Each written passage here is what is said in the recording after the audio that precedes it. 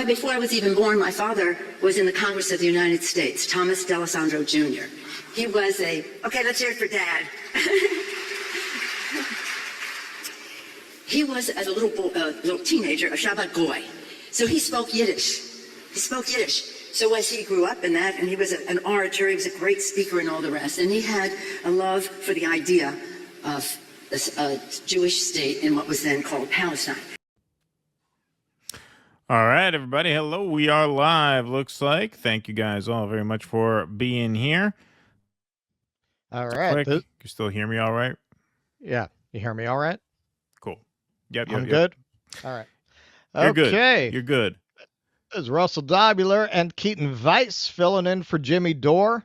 We have a very special guest today that I've been watching for a very long time. This is Greg Foreman.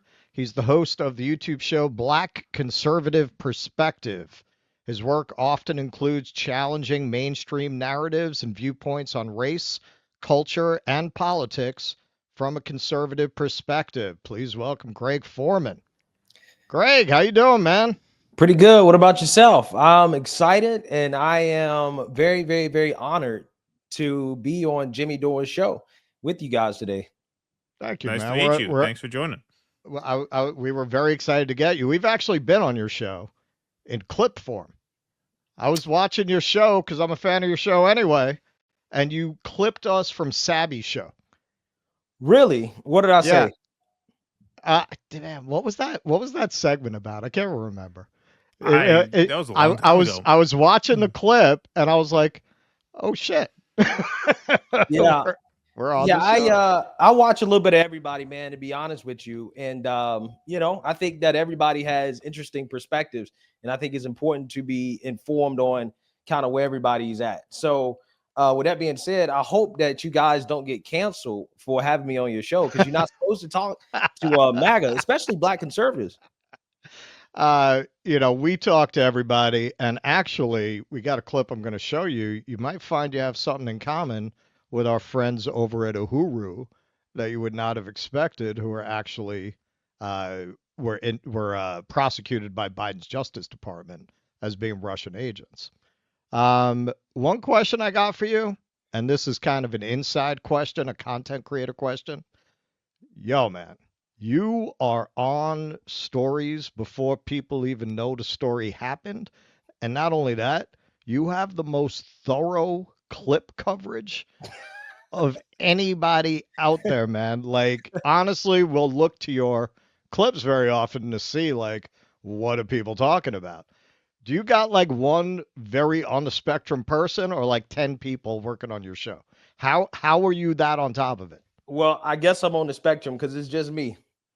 You got to be kidding me. No, I promise you, it's just me. Really? Wow. Yeah. I have a question. What is your set design budget? Come on, man.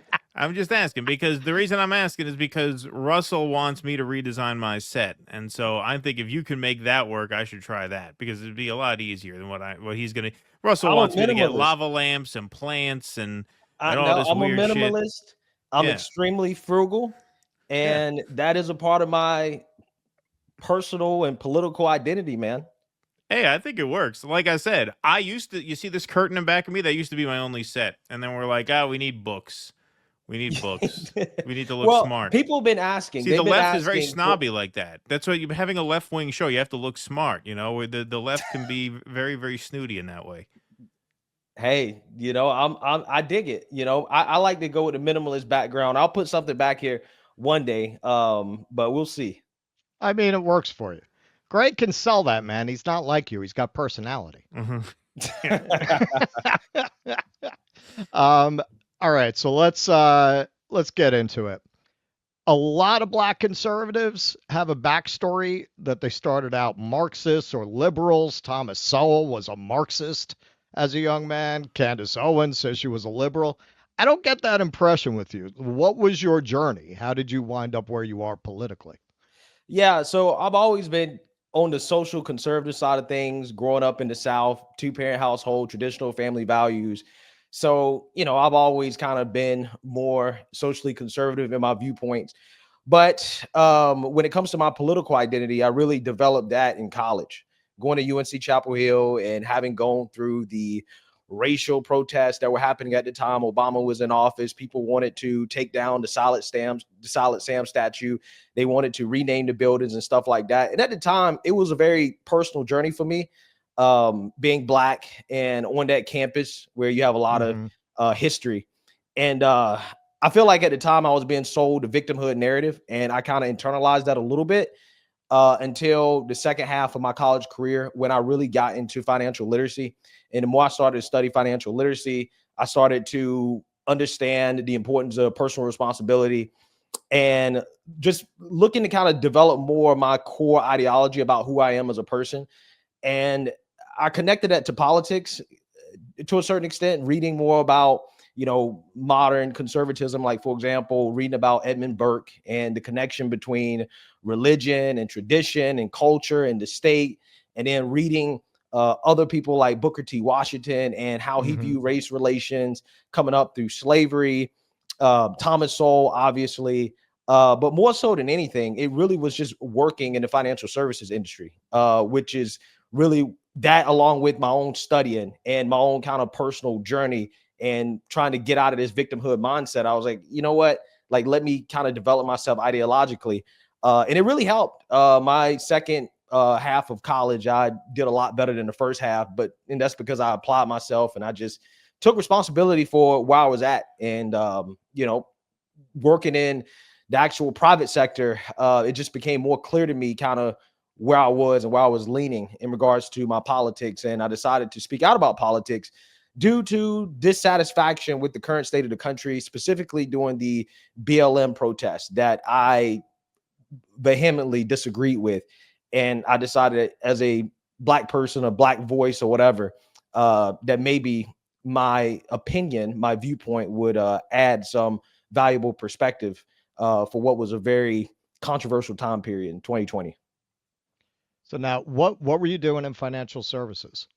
So I was working in investment management. So essentially, I started off helping people make basic investment choices and construct their portfolios, and then got elevated or promoted to working with the high net worth department at Vanguard. So I was working with ultra high net worth individuals, whatever you want to define that as, 1 million, 5 million, $10 million plus, helping them with their financial situation and to construct their portfolio. So basically, I was working in private wealth management, and I got to observe the behaviors and the patterns of the rich and how they built wealth. And that really impacted me in regards to my own personal ideology. How so? Like, what did you see that formed your politics? Well, first and foremost is that a lot of them weren't necessarily born into riches, right? A lot of people actually were regular, normal people who were working regular, normal jobs, and they were able to build wealth by being frugal and just working hard and saving and living below their means and embracing work. Okay. And I think that is what really kind of led me down a more conservative path when it comes to my politics, is really just being in that industry and just observing the patterns and behavior of successful people. Okay. And when you're Black and, you know, you're in a situation like that, you kind of can pick up on the differences between successful and unsuccessful people. And I think that's a big deal. How do you mean? What do you mean by that? What I mean is that the habits of people who generally are more well off, again, they're just better with their money versus people who are not. I mean, I think most people, they're not very good when it comes to financial literacy and building wealth. And I think a lot of people want to blame society for the reason why they're in their current situation or their current financial situation, when a lot of it really comes down to your personal choices and what you choose to do with the money that you have. It's not really about how much money that you make. It's really about how much money that you save and invest. Now, you know, the minimum wage has not increased for like decades. So how does somebody entering in making that kind of wage even save any money to get ahead like that? Well, first and foremost, I mean, my own personal philosophy is that, you know, you got to work hard, work smart, take risk. So ultimately, you got to decide, okay, well, what skills do I need to gain in order to get a better job, to increase my income? And once I increase my income, a lot of people, when they increase their income, they also increase their expenses as well too. Okay, so you go from making 30, 50, or 60,000 a year, and they think, okay, well, it's time to buy a new car. It's like, nah, it's not time to buy a new car, right? You still need to live in the same, you still need to live in the same house. You still need to have the same car, and you just need to save more money and take advantage of the market, compound interest, investment opportunities, commercial real estate. A lot of opportunities out there, but people just, they don't go out of their way to improve themselves and to put themselves in a better situation. I think ultimately at the end of the day, it comes down to personal responsibility, and that's what you just got to put in the work, and you got to think smart about it as well too. It's not about working hard. You got to work hard, but you also got to work smart too, and you got to take risks. All right. Now, I've heard you, I believe, talk about reparations. And as I recall, and as you'd expect from that, I don't think you're for it. Now, I think the best argument for reparations is because of historic racism, which I don't think anybody would argue the existence of. They were not able to build intergenerational wealth by buying homes, by starting businesses. So in the end, there's a mass impact on people who are not descended from immigrants who came in later, but are descended from that actual experience. What would you say to that? Well, first and foremost, reparations is impractical. I haven't heard one solid argument, especially after the affirmative action decision from the Supreme Court. How are you going to overcome the equal protection clause? It's going to get shot down, whatever form of racial reparations. And yes, I get it. People are saying it's not race-based, it's lineage-based.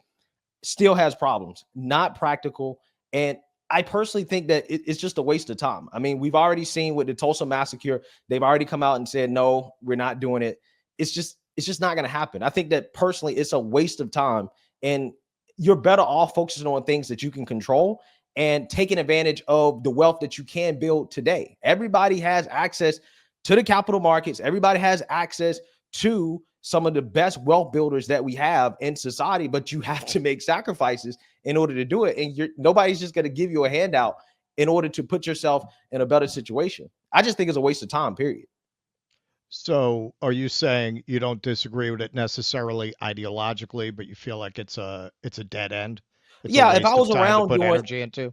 yeah, if I was around doing Reconstruction, yeah, I'm one of these people. Yeah, absolutely. I think reparations is a conversation worth having. But unfortunately, it didn't happen during that time period. And now, fast forward 150 years, what are we doing? Still talking about something that clearly is not going to happen. And the further that we move away from slavery, the less likely it's going to happen. So, I think most people pushing this idea of reparations are doing it in a way that's dishonest. Like, look at what happened out there in California, where the Democrats, essentially dangled the carrot of reparations in front of the black people there. Also, the black politicians did it as well too. They was on board with the trick, and they pushed all this stuff. They had all these meetings. We had all these people getting emotionally involved, saying, "Oh, we're gonna get $5 million in reparations per black person," and they were pushing it forward. They was pushing it forward, and they was like, "Okay, we're gonna do it. We're gonna do it." And then once it comes time to actually fund it, they said no. They folded. Gavin Newsom rejected it. He specifically went out of his way to make sure that it did not make it into the budget. So, to me, if it's not happening out in California, it's just not going to happen, period. And even if it does happen, the legal hurdles that will have to be overcome, it's really a waste of time, in my opinion. So yeah, I mean, look, I agree. We covered that story as well, and it's certainly not surprising that a state government that couldn't fill a reservoir in advance of a fire couldn't get it together to hold the vote on reparations. So I won't argue with you on that. But I do think that part of the reason why it seems as impractical as it does, and I won't argue with you that it does seem unfeasible at this moment, unfortunately, in my view, is because I think, unfortunately, people have come to expect too little of the state. And I know you would vehemently disagree with that, but what I would pose to you, and I think this kind of segues nicely into what Russell has coming up in a moment, is how we view the state in relation to the individual.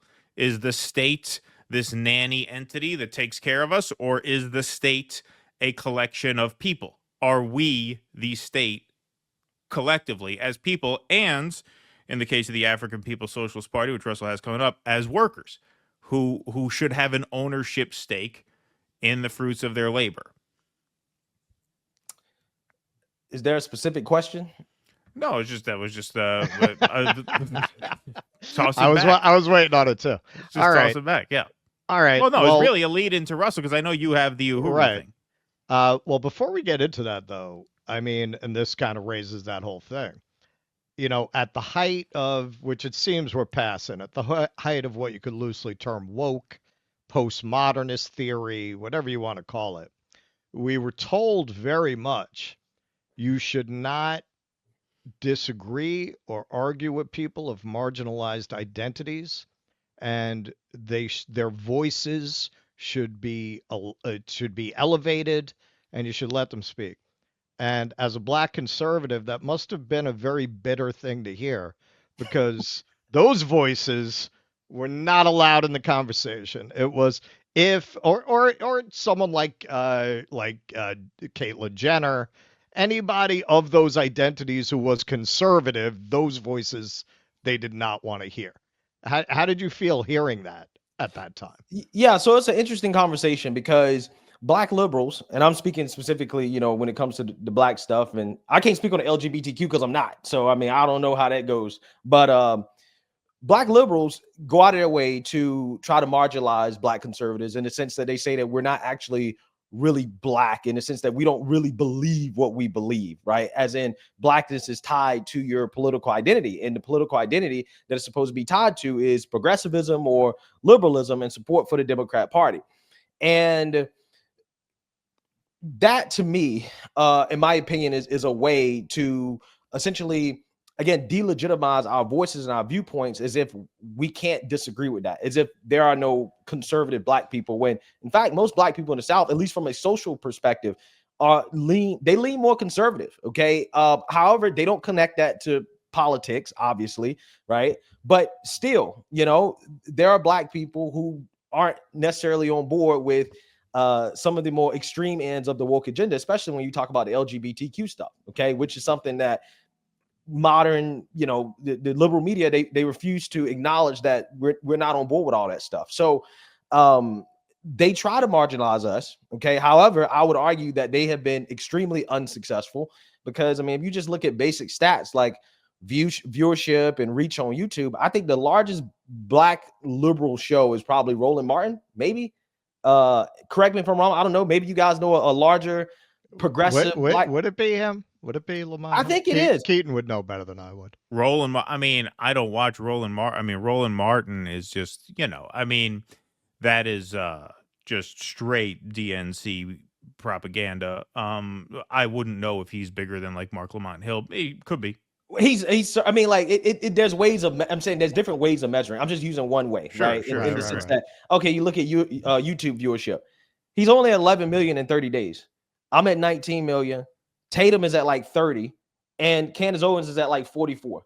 So I would argue that they can try to marginalize us, but it hasn't really been successful. And I would say that black conservatives probably had a significant impact on the minority support for Trump this time around, that increased, I would say, you know, incrementally, not necessarily, not to the degree I would like, but I mean, with the Hispanic vote, I think it was almost 50-50. With black males, I think 20% of black males, 25% of black males went for Trump. I actually knew that the election was over in Georgia when I saw the election polls. When I saw the exit polls in Georgia the black male vote, I was like, this is over. If this holds up, going into, you know, Pennsylvania and Wisconsin and some of these other states, it was over. So I actually think that, you know, they have tried to marginalize us. I think they tried to keep us out of the conversation, but yet I think that we've been very successful at spreading the message. And I think that kind of showed up with Trump's success with the minorities this time around relative to most Republicans. All right. So I don't know if you're aware of him and the group Uhuru. Omali Yeshitela, who's the chairman of a black socialist group called Uhuru, he got featured on Tucker Carlson while he was still on Fox then, right? Okay. When he did this was on the podcast. No, Tucker did a segment on him shortly before he got fired from Fox. Right But he before he didn't got interview fired. him then. He just did a segment on the fact that they were being prosecuted. And then once he got fired from Fox, one of the first guests he brought on since starting his online show was O'Malley. All right. So the reason I wanted to show this to you is I don't feel like it's just black conservative voices that are silenced. It's black voices advocating for self-sufficiency, which at this point, the only kind of left that's been allowed to have a platform and a voice in the corporate media is the welfare state kind of representation of what liberalism is. But, you know, this guy, he's a throwback really to a type of black radicalism that really got destroyed by the FBI and shut out of the conversation. So I'm Like gonna play. like W.E.B. Du Bois type socialist, or He's ish? more along those lines, really. Some of what the early Nation of Islam, Malcolm X guys were talking about, forming their own businesses, which they have done. Yeah. So I'll play a little clip of him for you. They have never had to offer African people anything. When they run for office, it's not because they're offering us anything. They're frightening black people. They say, if you don't vote for us, you're going to get Trump, who is a demon, or you're going to get the Republicans, who are demons, or you're going to get what we characterize as fascism, etc. So they don't have to promise black people anything, except they swear they'll protect us from the other white people. That's one aspect of it. And then there's a whole body of folk who are employed through things like welfare, slavery, and programs that they create it's a whole array of folk that employ liberals. All right, so I'm hoping I'm going to make history here and get Greg Foreman agreeing with a black socialist. He doesn't sound like a socialist. I wouldn't guess socialist from what he was saying there. Well, see, but that's part of the problem. Yeah. Voices like that, see, you're saying that black conservative voices of self-sufficiency have been shut out. There are black left voices of self-sufficiency. They've been shut out too. Interesting. I think you blew my mind. I think you've exposed me to maybe a more niche political ideology I wasn't familiar with in regards to the black perspective. Interesting. All right, very cool. My work. But I mean, I think like is he essentially arguing for almost like a segregationist but detached from the welfare system type of thing going on? But yet it's more like a collectivist mindset. I wouldn't say he's a segregationist. I mean, he seems like us. So I guess. Yeah. I don't think he's quite in that direction, but self-sufficient businesses. I mean, this is, you know, you bring up Du Bois, Marcus Garvey had a similar philosophy. Like there is a strain of that you, in many ways, and Soul and others, represent what is a black tradition that's been shut out of the conversation. But there's a left side of that tradition that's also been shut out of the conversation that Yeshitela represents, because he's managed to survive years of repressing groups with that kind of philosophy, which they just tried to do it even in the present. That's why Tucker had him on, because they were calling him a Russian agent. Yeah, well, you proved your point, because I definitely is not very familiar with him. And again, if listening to him, I would not pick up on socialist, but I could see how it could be more of a collectivist mindset, but kind of just building up your own community type of thing, you know, supporting black businesses and supporting each other. I think that's what here's the thing. When you talk about some of these other people that come over from other countries, immigrants come over, I mean, the Indian community, that's essentially what they do. I mean, they support each other. They shop at their own stores, and they keep the money flowing, the dollars flowing in their own community. And that's their way of kind of overcoming systemic racism and white supremacy. Well, yeah, they talk about economic self-determination as a sort of a core tenet of their project. And, you know, that's kind of what I was talking about earlier. He's for reparations, but, you know, they believe in economic self-sufficiency and economic determination. And I don't think that's necessarily at odds with socialism, in the sense that, you know, if you build communities together, like they have in Uhuru Bakery, they built their own community basketball court. If you build in such a way where, you know, like I said, workers have an ownership stake in the fruits of their labor and the output of their labor, then I don't think that is necessarily inconsistent with socialism. But I would love for you. I mean, you know, they are available. We can put you in touch. I don't mean to put you on the spot, but like, they are willing to talk to anybody. They went on Tucker Carlson, and to Tucker's credit, and you know, he has said this in the past. You know, he has said that, you know, Tucker was one of the only mainstream media voice, or you know, voice with that big a microphone to actually give him a chance to tell his story, because they were being prosecuted. They basically got Russiagated, just like Trump got Russiagated. They were accused of being Russian agents and working with Russia to sow discord here in the United States. And they were found not guilty of being Russian agents, but they were found guilty of attempting to be, essentially, which is a convoluted verdict. But the judge thankfully gave them no jail time. And this was a couple weeks ago. No they fine. resolved it. Yeah. I think what's interesting about that is I'm thinking about Nancy Pelosi accusing the pro-Palestinians of being Russian assets.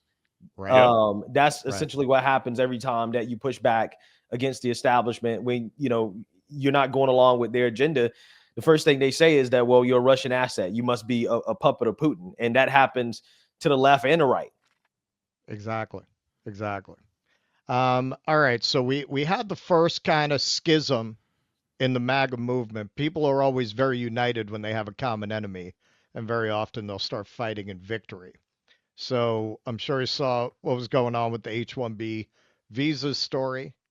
So just a couple things. Elon tweeted out about that. This was probably the most infamous.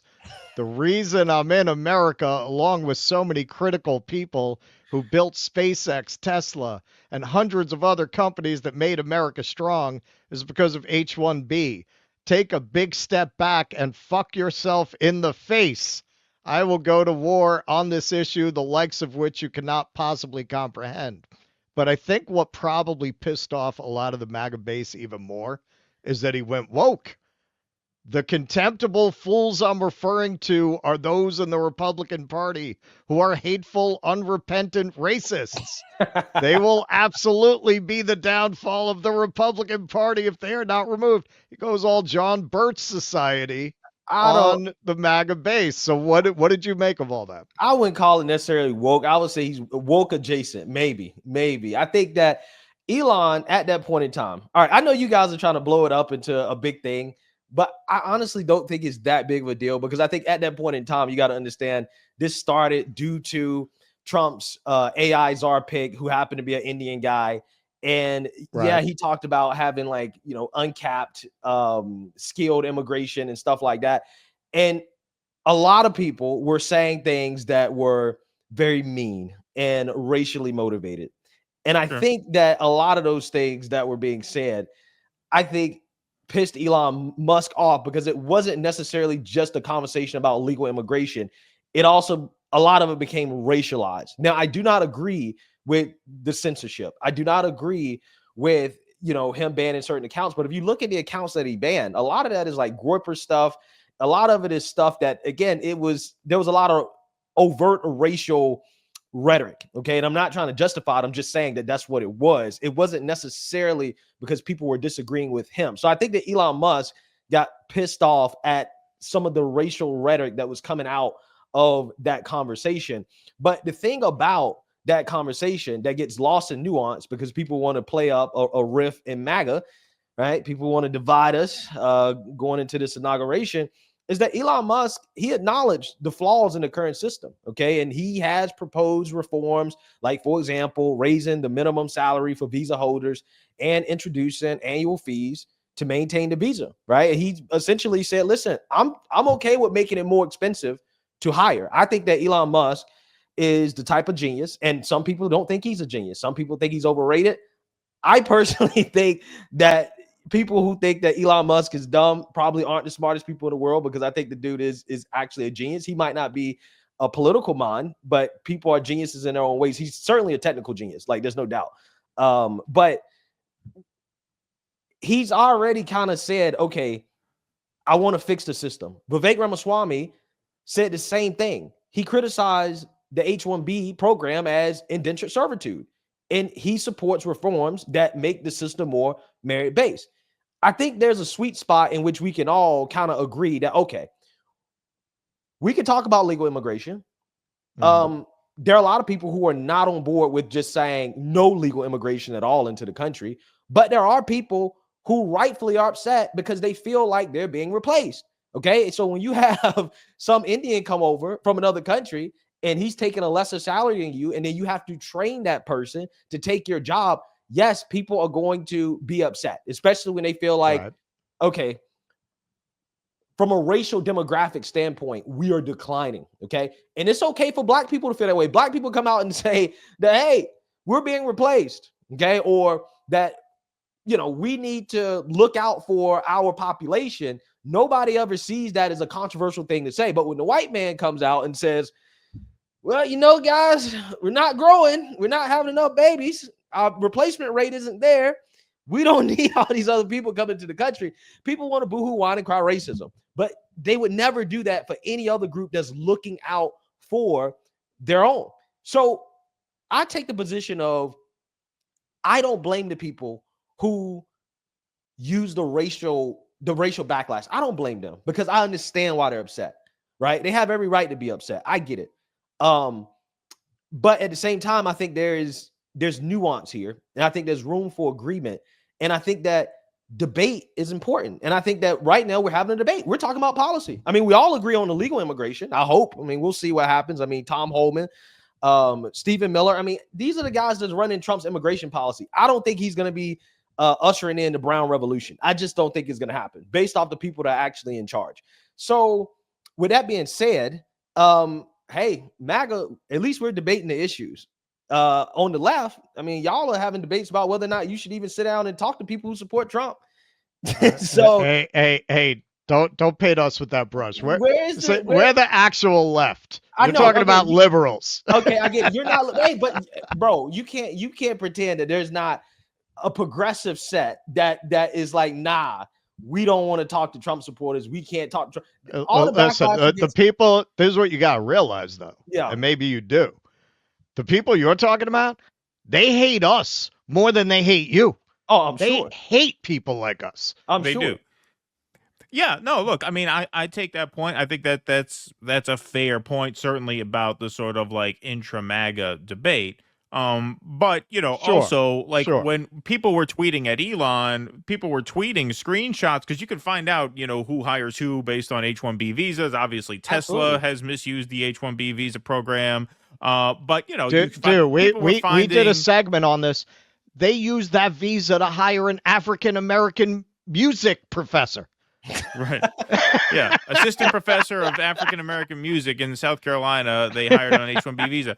Chippendales dance. So when people started tweeting that stuff at Elon, he didn't turn to nuance. He turned to telling them to, you know, fuck themselves in the face. And I think that that triggered a lot of people into thinking, wait a minute, maybe he's defending H-1B visas because he's the richest man in the world and he'd rather pay people less than pay an American more. Do you think that's a valid concern? Like, were people out of line to be, you know, worried about that?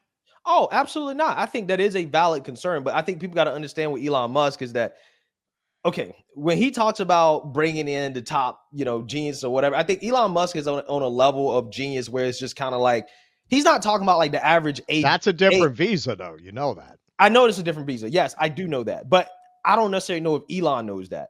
So it's like, that's why I try to tell you is like, he knows what he knows, right? In his own like field of, you know, technology and science and stuff. And I think a lot of the political stuff he's kind of learning.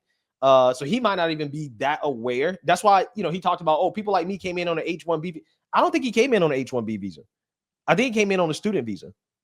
Right? I think you're right. Yeah. So that's what I'm saying. Like, he don't really know. So he's just speaking from a philosophical like perspective where he's just like, I'm an immigrant. I came to this country.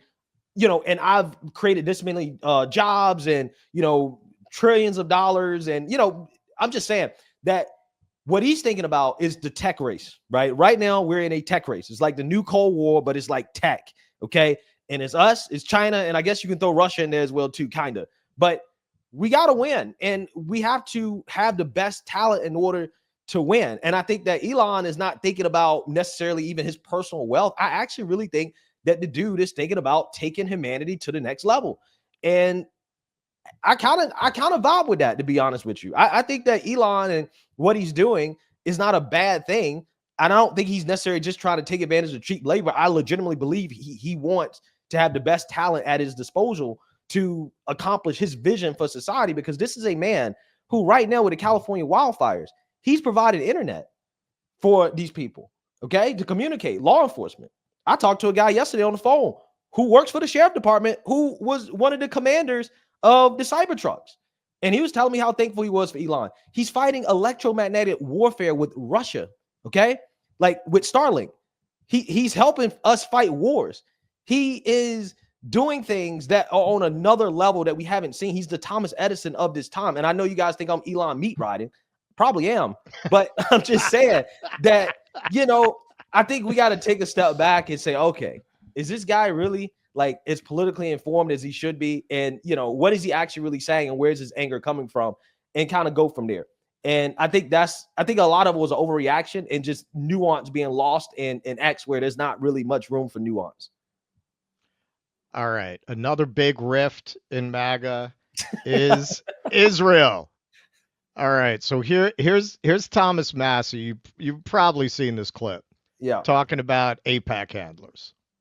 Buddy, but me has an AIPAC person. What's that mean, an AIPAC person? It's like your babysitter, your AIPAC babysitter, who is always talking to you for AIPAC. They're probably a constituent in your district, but they are firmly embedded in AIPAC. And every member has something like this? That's how it works on the Republican side. And when they come to DC, you go have lunch with them. And they've got your cell number, and you have conversations with them. That's absolutely crazy. I've had 4 members of Congress say, I'll talk to my AIPAC person. And it's literally what we call them, my AIPAC guy. I'll talk to my AIPAC guy and see if I can get him to dial those ads back. Why have I never heard this before? Why would they want to tell their constituents that they've basically got a buddy system with somebody who's representing a foreign country? It doesn't benefit the congressman for people to know that, so they're not going to tell you that. All right. And here's Donald Trump talking about what he did for the Adelsons. Hang on. He had to sometimes tell him, calm down. You just had a big victory. Let's celebrate. No, we have to immediately start. Let's see if we can do Golan Heights. How about Golan Heights? They've been trying to get it for 72 years. I got it done in about 15 minutes, okay?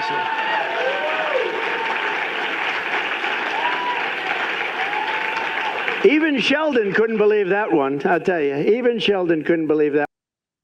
All right. How does that make America great? Doesn't that make Israel great? You know, I'll never forget that clip of Nixon talking about the AIPAC lobby.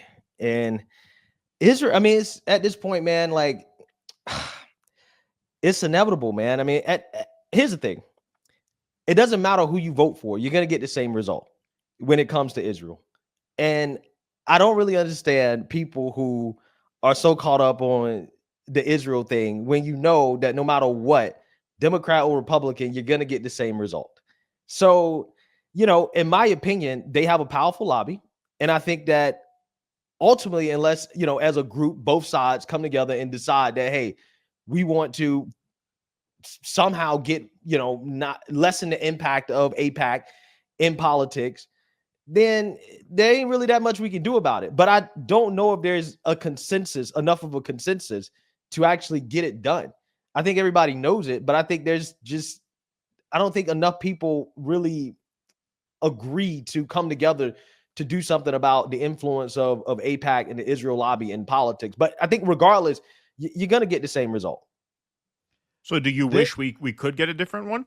I mean, what are your views on it?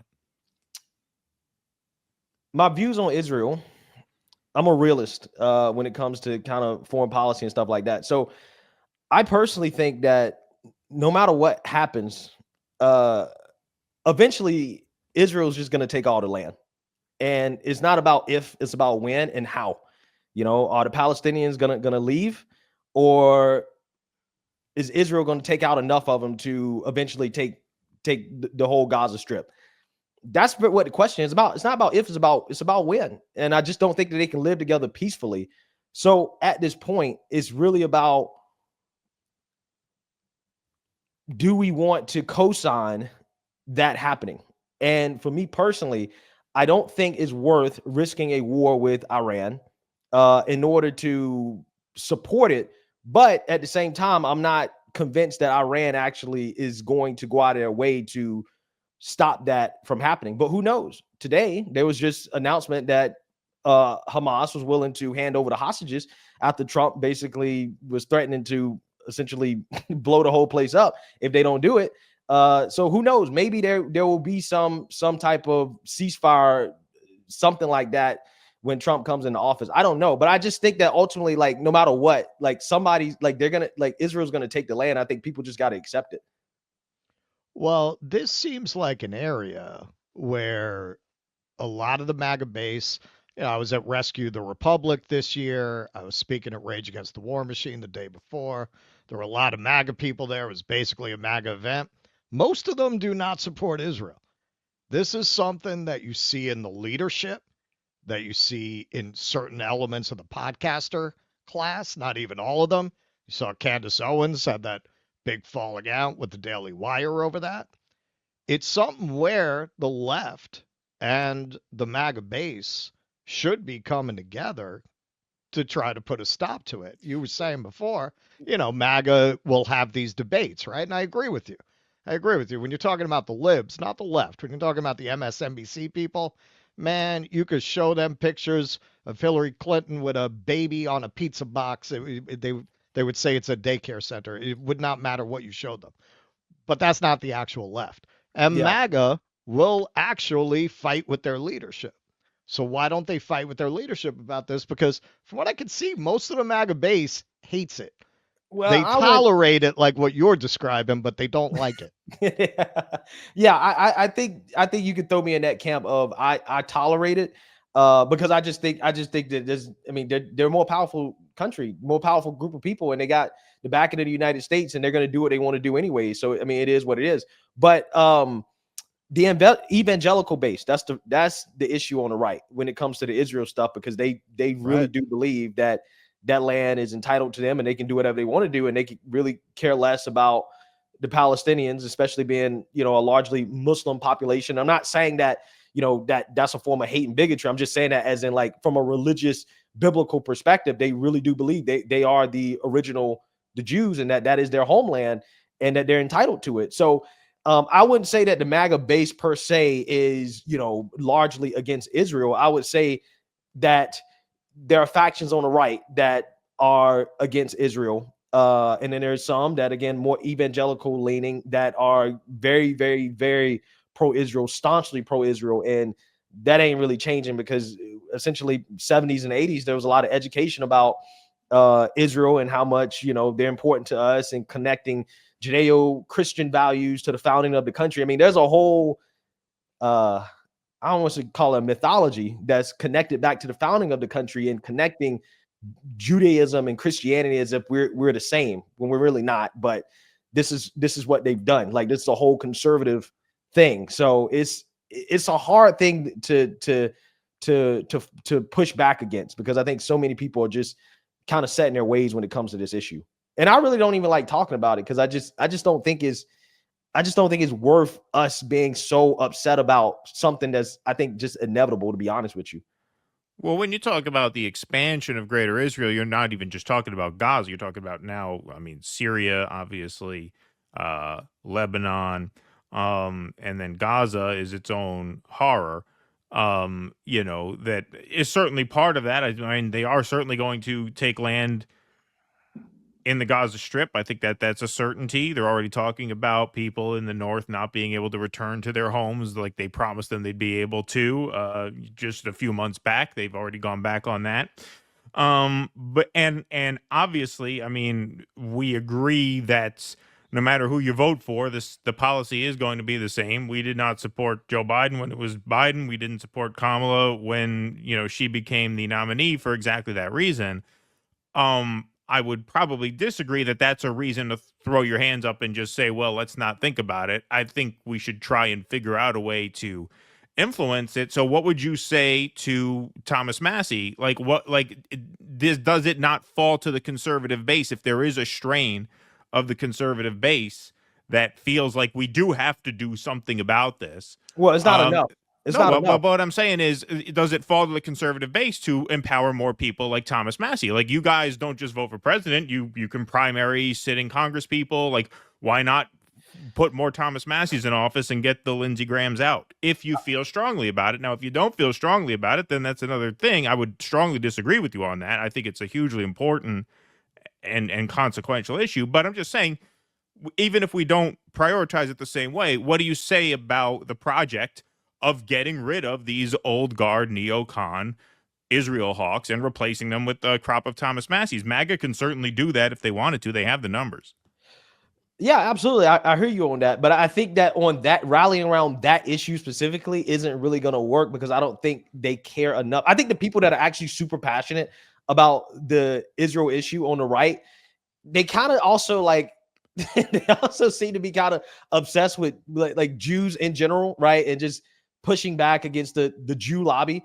So when you get into that, I think that makes people uncomfortable. And I think that's part of the reason why it's more of a niche, in my opinion, I think it's more of a niche faction of MAGA that is very anti-Israel. And I'm not saying it's not large. I'm not saying it's not somewhat impactful. I just don't think it's enough to be a single issue in which you're like, all right, we're primarying out anybody who's not on board with trying to push back against Israel and to stop the genocide. I just don't think they care that much. And I think that's the issue. Well, I agree. I mean, look, that's just a fact. I mean, it's just a fact that, if you look at the exit polls, this election, only 4% of people prioritize foreign policy in general as a top issue. So it's a fact that right now you don't have the numbers. But on the left, look, a sizable faction of the left made it a point to prioritize this issue going into 2024. Now, Kamala got her ass beat in all the swing states by a decent enough margin where that wasn't the difference maker. But in a state like Michigan, it could have very well been the difference maker. There was the Abandon Harris movement, which were Detroit and Dearborn-based Muslims and Arabs. Many of them had family members murdered in Gaza. Yep. Who said, we are going to boycott the Democratic ticket, whoever it is, with the express intention of costing Kamala Harris the state of Michigan and costing her the race. There was a faction of the left that organized around that. Now, I'm not delusional, and I'm not going to tell you that made the difference, and that's why Kamala lost. But they made it a point to take on that endeavor. And I hope that there could be some organizing in some right of center circles to do the same thing. I hope that can happen. Yeah, I think it's possible. I just think that in order to make that argument, I think some of it is you have to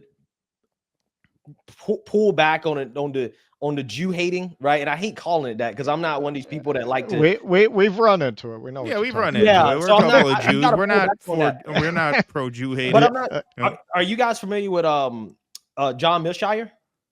Sure. Yeah. You're talking about Mearsheimer? Yeah. So I kind of take his approach when it comes to Israel. I don't think from a geopolitical strategic standpoint, it don't really make sense that we bend over backwards for Israel because they don't really offer us anything. They claim that they offer us intelligence and a presence in the Middle East, but they're more of a pain in the ass to deal with. And we have other people as well too in the Middle East that we can partner with. So I'm not one of these people that buy into this idea that we must support Israel due to, geopolitical benefits, strategic alliance, anything like that. I just think that a lot of it is just grounded in culture and just this idea that America and Israel are a representation of the West in the Middle East. And regardless of whether or not it actually benefits us, people are just tied to that. And it is what it is. So, I think it can happen. I just think that it has to be a different argument. It has to be an argument about, okay, does it benefit America to potentially get in a war with Iran or to destabilize the Middle East for Israel? That has to be the argument. Do you want to go and fight and die on behalf of Israel? That has to be the argument, not that Jews run the world and that they're controlling everything in the media. That can't be the argument. The argument has to be more about, is this best for America to continue to fight on behalf of Israel or to provoke on behalf of Israel? And that's just, I mean, that's just what it is. I mean, look at what's happening in Syria, man.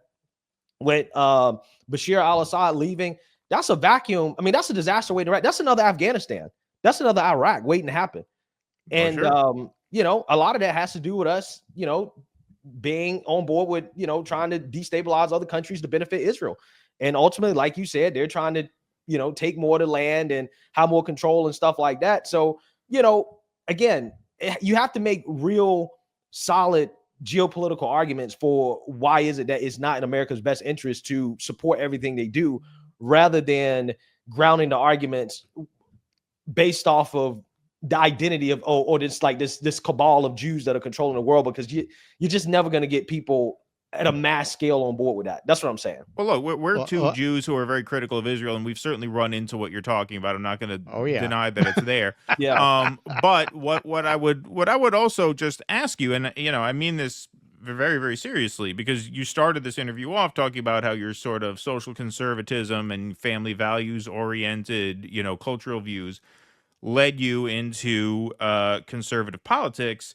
Candace Owens has spoken about this very, very well, I think. You know, she's a Christian, conservative, family-oriented person. I'm a husband and a dad, and it is on that level that this Gaza genocide is really just devastating to me. It really offends my sense of family values. I mean, the number one cohort of deaths in Gaza is 5 to 9. And by far the largest cohort of deaths in Gaza is 14 and under. It is a genocide of the family. It's a crime against the family. It's a crime against mothers and children and babies. And so is there not a conservative family values-oriented argument to make in that respect? What do you think about absolutely. That? I mean, I used to date a Palestinian woman. So trust me, like I've heard my fair share of, you know, the arguments, and I understand, like, it's a very emotional thing. People are losing their families and people are dying. And there's, you know, a lot of Christians that are concerned about the Christians that are dying.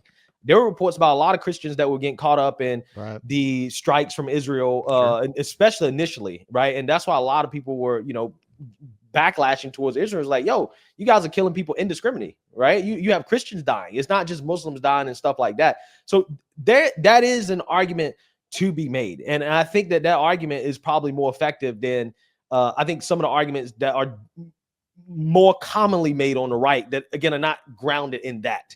They're grounded in other disagreements with just, you know, the Jewish identity. Yeah. As we said, we've run into it. Do you have time for one more? Oh, yeah, go for it. All right. So Luigi Mangione, right here in my native New York City, not very far from where I live, had a, you know, perhaps alleged encounter with a certain CEO of United Health. Alleged, now, yes. So allegedly. We don't think he did anything. We think the evidence is pretty weak. Yeah, it's weak. So he didn't do nothing. Wow. So a lot of podcasters went on what I feel is kind of you want to talk about the woke grift, it's the anti-woke grift. They tried to frame people's reaction of support, frankly, support, as being woke. So they got ratioed pretty hard on that. These are just a couple of examples. This poster says, I've just been informed that the usual suspect overplayed their hand. Here's Ben Shapiro did a whole video. I just realized your entire business model requires that us normal folk hate each other. And then Matt Walsh, a lot of whose work I've appreciated, but I thought he got this wrong. Being pissed off at the healthcare system is not a left-wing thing. Everybody feels that. Call me a leftist then. More than just the left. It is not the left, man. And if you notice, they stopped talking about this real quick. They stopped talking about it. They did not get the reaction that they expected. So what did you make of the reaction from all across the political spectrum of essentially an outcry of frustration at the very least about the healthcare system in response to that. And what would a conservative solution to healthcare look like? Because obviously everyone hates the system of any political stripe. It's not a left thing. Are you guys are for universal healthcare? Yes. Yeah. Are you for what like you talking about single payer, no private insurance type deal? I think people should have the option if they want to get supplemental private insurance. But there's a basic standard of care. Like Yeah. those things pay for, if you want to have a private room, gold plated service, plastic surgery that's cosmetic, things like that. But yes, like a basic standard of care, universal health care, absolutely.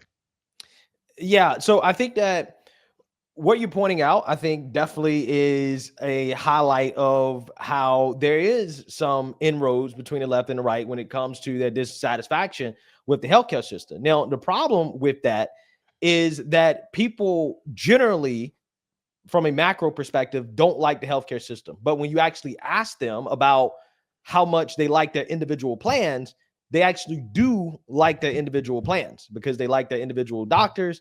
They like what they currently have. So I think there's a little bit of a disconnect between if there's more outrage at the system and the horror stories of the healthcare system rather than each person's individual experience with the healthcare system. Because I feel like, I mean, me personally, I feel like I definitely was ripped off at one point, in which, by the way, hey, there you go, Kamala. They just did a rule change where you can't have medical debt reported on your credit score. So, hey, I'm one of these individuals that went to a heart doctor, and I had United Health, and they essentially charged me more for having insurance, right? They thought I didn't have insurance at first, even though I told them I had insurance. They billed me as an uninsured person, gave me a 50% discount, found out that I was insured, and then sent me the whole bill. And United Health decided, nah, we're not covering any of it at all. And I'm sitting here like, what the hell? Like, I'm paying $200 a month for healthcare, and I'm stuck with this $6,000, $7,000 bill, and I paid into the system, and I am not getting the healthcare that I feel like I paid for, right, in terms of the insurance. But yet you got somebody that's uninsured getting a 50% discount, and I was told that, hey, the uninsured got a 50% discount because people like myself that can't afford health insurance, I need to subsidize the system for people who can't afford it. So, for me personally, I don't like that. I don't like having a system where I am subsidizing people who don't work, who are not, putting in the same amount of money that I'm putting in. And I personally like the idea of people working and paying for their own healthcare. And I think that when you're subsidizing people who don't want to work, and I get it, everybody can't work. Everybody can't get a job. I get that. But I just feel like when you're subsidizing people who aren't paying into the system, that in and of itself makes things more expensive. And I think that's kind of a part of the problem. But I mean, you asked me in terms of a solution. I personally, I'm a free market type of guy. I wish that we would roll back Obamacare, and I wish that we would just let the free market be the free market, to be honest with you. But that's just me, because ultimately at the end of the day, I think that the more people that actually pay into it and that, do what they need to do, I think it just makes it better for everybody. And I think there are drawbacks to having the government cover everything. Like, for example, when you talk about the vaccine stuff, if the government was subsidizing all of healthcare and we're all forced on this government plan, they would have forced the vaccine into everybody. And that's definitely something the right would not have liked. Okay. They definitely would not have liked that. So I just think there's drawbacks when it comes to the government system. I'm just not comfortable with the government having that much power and control over the healthcare system. So that's just where I'm at. But I mean, me personally, I would just like to see a return more to a more free market system. And that's just me. Well, I mean, we're the only industrialized country on earth that doesn't have some form of universal health care. I don't think they mandated vaccines in every other country for every single person. Like, I don't think that's necessarily follows. But I do agree with you in that it's always difficult to get people to give up what they have, even if they don't particularly like what they have. That was the challenge of passing the ACA at first, right? That's why Obama had to go and promise over and over again. If you like your doctor, you can keep your doctor if you like, right? Because Yeah. even though there was a lot of discontent, people are always nervous about change. So, look, I think that is, I think that's a valid point. And then the other thing I would respond to is, I think it is unfortunate that I think under neoliberalism in America, under capitalism, frankly, the capitalists, quite frankly, have been able to define the left as a movement of people who don't want to work, when actually foundational to the left is labor. Left movements are all about labor. What is the communist fight? It's a hammer and sickle. It's not a Absolutely. bag of potato chips and a remote control. Like it's about work. That's I what get that to me is what. And so I know we're running out of time. I would posit that to you that I think the left is more labor oriented than we are led to think. Here. Yeah, and I'll say this real quick. So, working in the investment industry, one of the big things a long time ago was about fees, right? And the cost of fees and how much active managers are charging people to manage their investments, but they're not necessarily beating the market, right? So, Vanguard was started, and I know people, scary Vanguard, but a lot of people don't actually understand what Vanguard does. But anyways, Vanguard was started with this idea that there's collective ownership. It's like the socialist company of the financial services industry, and that the investors own the funds. And because of that business model in which they're not really shareholders, the shareholders are the people that own the funds, they were able to significantly bring down the cost of investing. So I think that the solution, in my opinion, is that there needs to be some company in healthcare that kind of has that same model where it's like the ownership of the company is collective. There's collective ownership, and that they're not really trying to make profit as much as they're trying to cover as many people as possible and to provide healthcare benefits to people at a low cost. And I think that, to me, is probably, I would like to see something like that, like a vanguard of health insurance happening. Maybe there are some companies out there trying to do that. I just know what happened in the investment industry when they had the same issue of high costs and people not getting the return on their investment.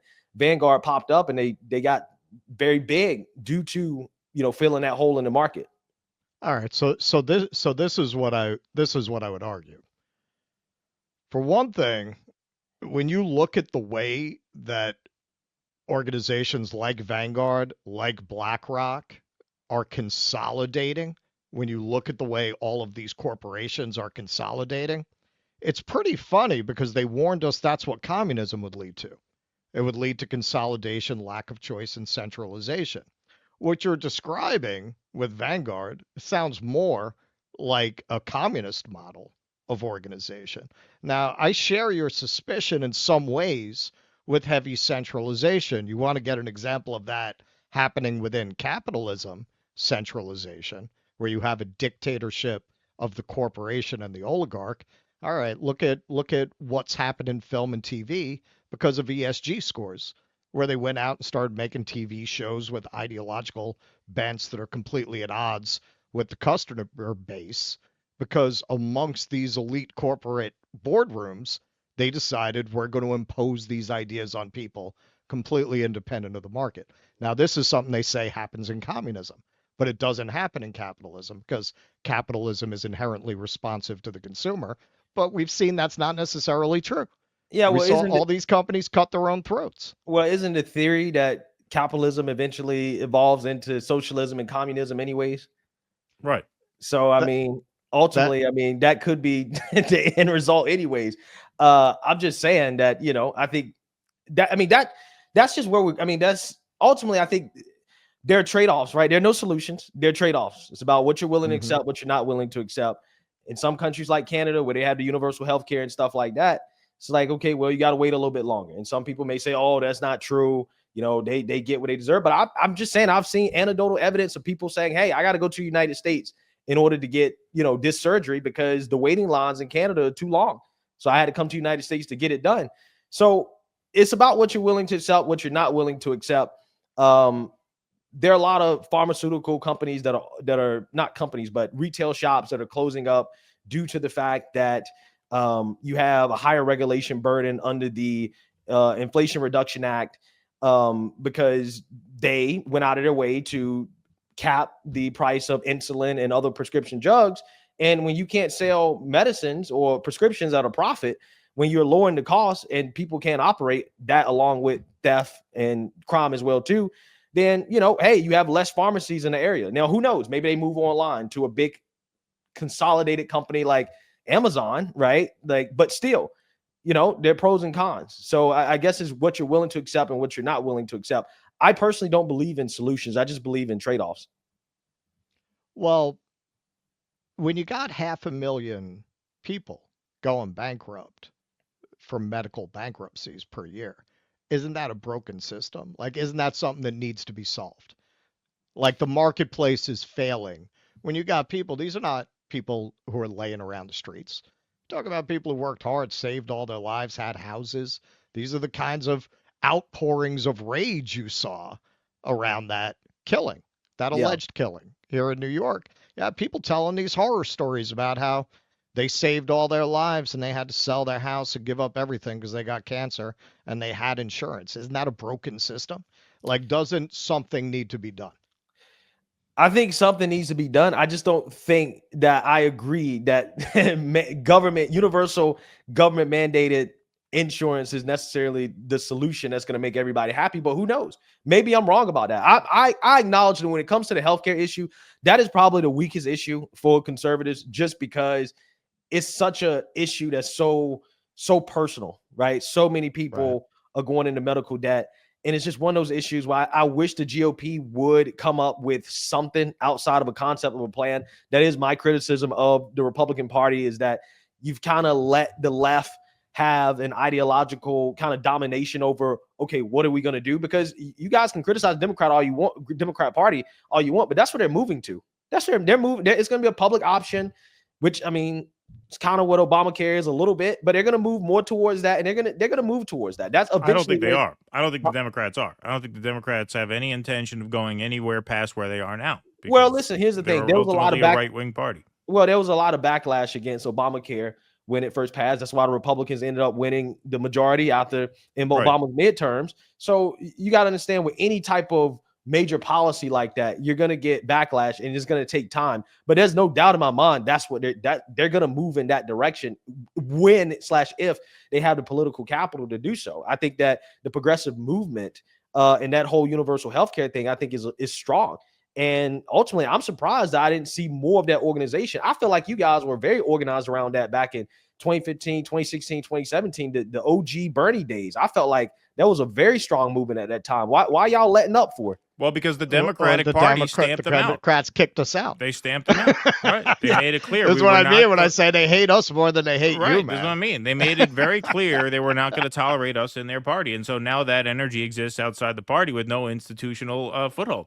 Yeah. No, I mean, that's just I mean, that's what happened. So, you know, I'm just saying that I think that's the one issue that is tough as a conservative to debate on that issue and to have a conversation about it, because it's so personal, and nobody likes to hear well, you know, hey, I agree with the free market system, and I think that you should pay into it and deal with it. But, you know, ultimately at the end of the day, I think it's going to move in a more socialized direction anyways, regardless.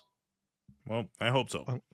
All right, Greg, thank you very much for joining us, man. It's really great to meet you. I do watch your show pretty much every day. I don't understand why. I mean, I said the same thing to Anna Kasparian. I told her the same thing. I don't understand. Why do you watch it? Oh, she watches too? Yeah. Oh, wow. Maybe I shouldn't have said that out loud, but no, that's gonna believe look, me. We don't agree. We don't agree on everything. We do agree on some things. I talk about this sometimes on my show. You know, I grew up on welfare, and I experienced, when I became a man, a lot of the problems that a lot of black conservatives say are created by welfare. It was very hard not having seen somebody go to work every day to figure out all of that. I never saw anybody file a tax return. Yeah. And I had to figure all that out. So when I've heard black conservatives say this is damaging to our community, it clicks for me in a way I think it might not for a lot of people. So I'm much more sympathetic to a lot of black conservative philosophy, which very much often is in response to that. And, man, I grew up in a kind of rough neighborhood. My friends were mostly like Fox News people. I don't got to agree with somebody to listen to them. I think that's healthy to have conversation across ideological lines. And you do a great job, man. You do a great show. You're a great host, and I can't believe you do that all yourself. That's amazing. Well, I mean, it's a full-time job. I have fun with it. And when you love what you do, it's not even like a job. So it's like whatever, you know? Yeah, I know what you mean. But it's still a job sometimes. Yeah. Some days it's definitely a job, but hey, I just go with the flow and just, put my opinions out there just like you guys do and, go from there. All right, Greg, where can they find you? At Black Conservative Perspective on YouTube, on X, G Foreman BCP, on Instagram, G Foreman BCP as well too. Thank you guys so much. I am honored to be on the show. You guys went easy on me. I appreciate that. I thought I was gonna get jumped by 2 white boys doing this podcast, but we're not white, we're Jews. Remember that. What? We're not white, we're Jews. Oh, remember that. Oh yeah. I'm kidding. Yeah, you got one Infinity Stone awoke me. Yeah, right. Yeah. Nah, man, we don't do ambushes, man. Right. It was an honor having you on. Thanks, man. I appreciate it. Good to meet you. Thank you so much. Greg. Great meeting you. All right, Greg Foreman, everybody. All right, the night has only just begun. We got Matt Orfala on deck. Sorry to keep you waiting, Matt, but we're going to have to keep you waiting for another few minutes because we got to switch to Rumble right now. So we're going to switch to Rumble. We'll see everybody in a few minutes with Matt Orfala. Our sponsor, Colonial Metals Group, helped me with my goal of protecting my financial future. Being at the whim of the stock market or the current administration does not make me feel safe or secure. But having a self-directed IRA where I can safely store gold and silver, assets that have stood the test of time, no matter what the economy or the government's future, their level of professionalism and ability to listen make it easy for you to learn everything you need to know about preserving all you've worked for. Maybe you're just getting started, or maybe you're already in a 401k or an IRA, or you're thinking about your parents' retirement. Regardless, Colonial Metals Group can help. We put together a special offer for our audience. Click now on the link in the description or call below our special 800 number. You can receive a safe and up to $7,500 in free silver. Check it. Look into it. That's all I'm saying. The number is 888-910-1419. 888-910-1419.